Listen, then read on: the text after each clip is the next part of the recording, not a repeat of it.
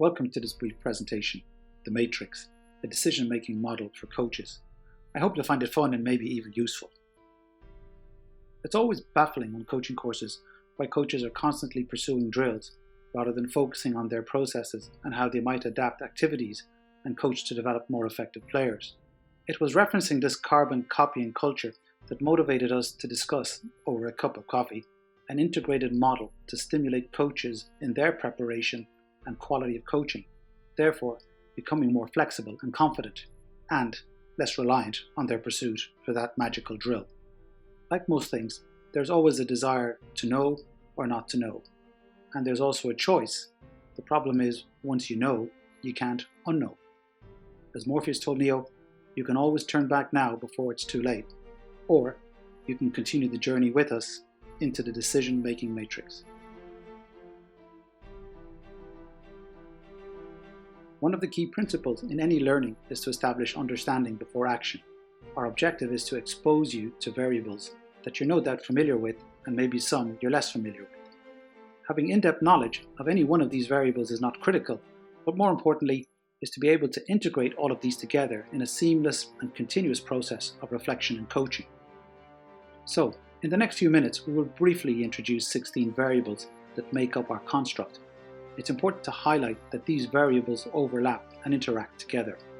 However, in some cases, they are not definitive. That is, they're not black or white, but rather they should be considered on a scale like shades of grey.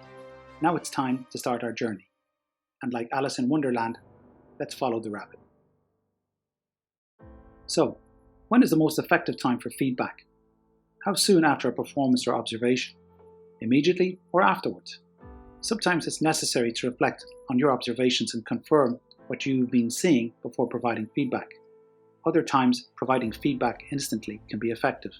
A common practice for coaches is to highlight aspects of performance that require attention with suggestions for improvement, thus even with the greatest intention, most of the feedback a player receives is not positive in nature, but rather is focused on errors and correction. Positive feedback should never be taken for granted, regardless of how slight it may seem. Players respond positively to genuine compliments, encouragement and reinforcement. Using positive language, that is, what the player should do rather than what the player shouldn't do, is another way to reinforce the positive. When is it more effective to give players clearer performance directives, and when is it more effective to allow players to discover through their own experiences their own solutions? Obviously, safety and time constraints are limiting factors, and therefore directive coaching at the appropriate time can be effective. Coaches can highlight and drive key factors, key tasks and principles of play. However, the adaptive, unpredictable characteristics of rugby make it impossible to exactly predict all of our opponents' responses. Because of this, using a discovery approach to coaching facilitates self-directed learning and player problem solving. Let's now examine when we might utilize massed or distributed practice. Mass practice involves large volumes of work interspersed with little rest between, while distributed practice involves small volumes of work interspersed with long rests between. So, when is it most effective to use mass practice or distributed practice? Highly motivated and advanced performers can benefit from periods of mass practice where repetition of simple skills and techniques is required. Players learning new skills benefit more from distributed practice where they can avoid experiencing boredom, failure and fatigue.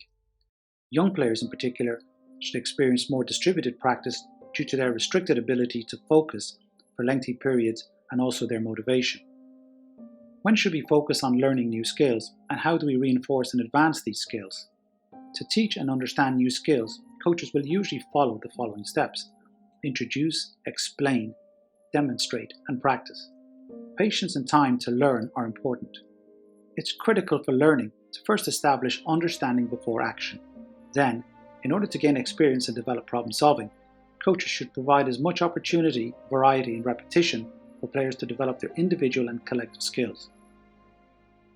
Player positioning in relation to the ball during play will determine and influence the type of decision-making and subsequent actions required to be effective. Basically, players are either positioned nearer the ball or they are positioned further in the space away from the ball. Those near the ball are required to think in the moment, while those further away in the space are thinking in the future. Applying the principle of usefulness can assist coaches and players in effective decision making. In this process, the players are constantly challenged to reflect and answer 3 questions. Where am I? How can I be effective? What must I now do to be effective? The skill target is identifying and effectively managing the type of skill requiring development. Basically, we can categorize these skills into 3 groups: individual skills, unit group skills, or collective team skills. The choice of activity, communication, positioning, and technical focus require different approaches with respect to the skill target being coached. For example, when coaching individual skills, the focus is more towards key factors and functional roles. However, the focus when coaching collective skills tends to be on key tasks and the principles of the game. There are 2 main components of skills: decision making, which is the cognitive processes of when, what, why, and the action, which is about the how. Closed skills are described as skills which are not impinged upon by the environment or other players, and therefore are predominantly about the precision of the action, whereas open skills require players to assess the situation, make a decision, and execute an action.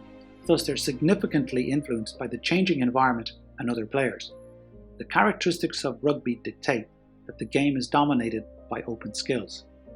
Coaches might consider 3 elements when planning and coaching players to become effective decision makers: the task, what is the nature of the challenge and action required; the player, who is doing the task, what is their experience, competence, and confidence; and the context, where is the skill or action to be undertaken in relation to intensity, environment, opponent, etc.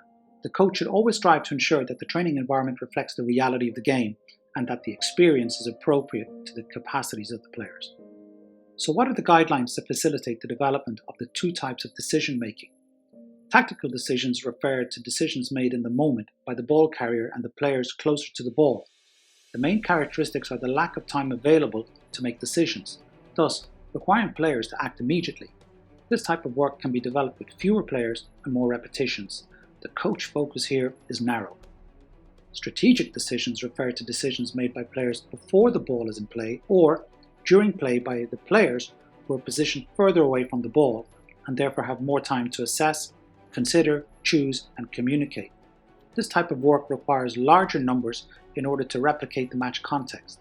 The coach focus here is wide. When planning and coaching, specificity is important.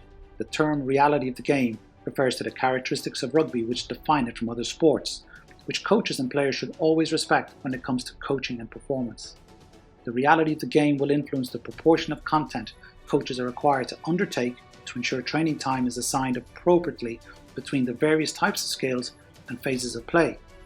This should also be considered when producing a periodized technical plan for the season.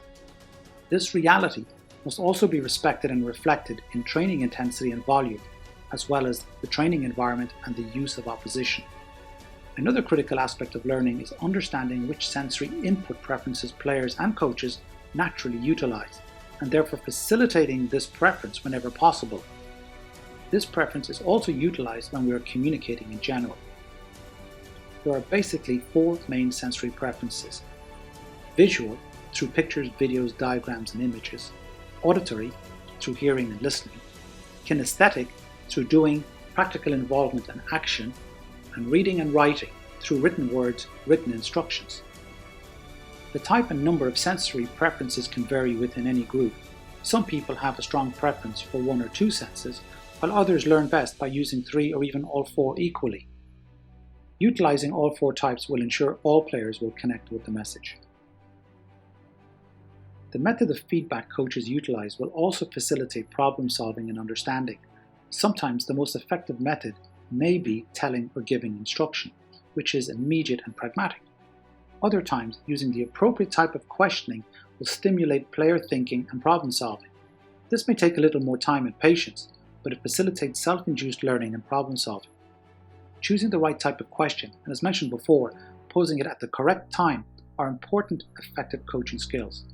Using effective questioning also allows the coach an insight into what the players are thinking and feeling. Sometimes even a gesture can be effective. In the last part of this construct, we will explore the work of Carl Jung, who is considered the father of behavioral psychology. Jung identified 3 functions that make up our personalities and therefore influence our behavior, decision-making, and perceptions. First, the decision-making function. This process, which influences how people make decisions, can be positioned on a scale between two rational functions, thinking and feeling. The thinking function is categorized by logic, principles, objective, detached, and is task-centered. This is sometimes referred to as using the head. The feeling function is categorized by empathy, values, subjective, appreciative, and is relation-centered. This is sometimes referred to as using the heart. Understanding the profile of your players, and indeed yourself, will help connect and affect better learning. So what's your preference? Perception is our reality. Perception is the process by which people make sense of things and give things meaning. Perception can be positioned on a scale between two irrational functions. First is the sensation function, which tends to perceive detailed facts. They like practical applications and are interested in how things work. The other is intuition function, which tends to perceive an overview, potential in things. They like theoretical applications and are interested in why things work.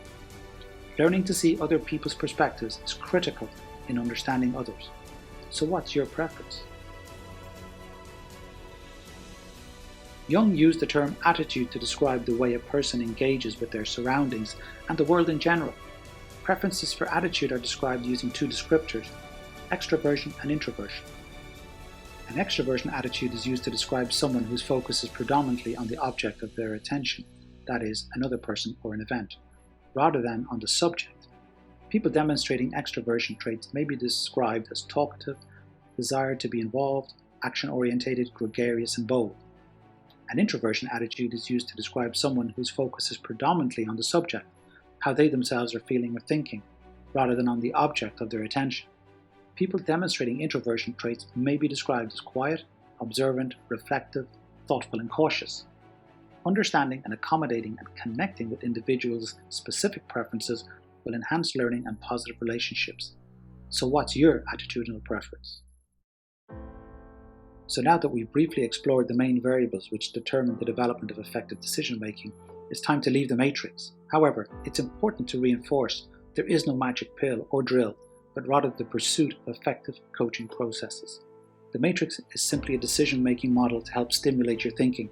But now that you know, the question is, what are you going to do? As the character Morpheus said, I didn't say it would be easy. Thanks for watching.